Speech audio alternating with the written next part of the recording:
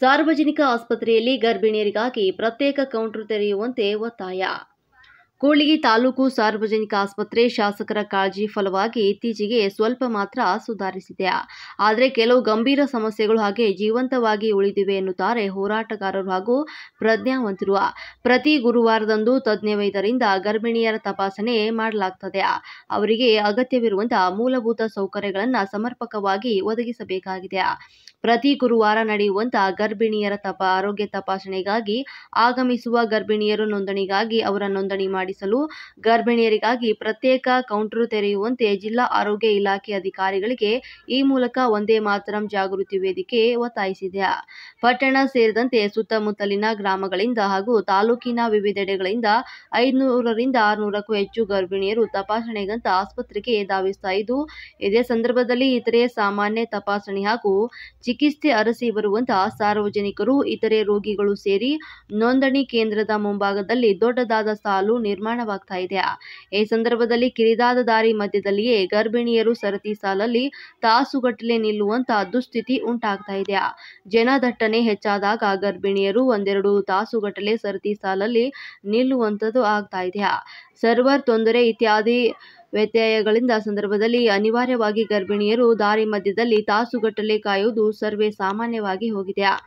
ಸಾಮಾನ್ಯರೇ ನಿಲ್ಲದಾಗದಂತ ಸಂದರ್ಭದಲ್ಲಿ ಗರ್ಭಿಣಿಯರು ಹೇಗೆ ತಾನೇ ನಿಂತುಕೊಳ್ಳೋದು ಸಾಧ್ಯ ಅಂತ ಯೋಚನೆಯನ್ನ ಮಾಡಿ.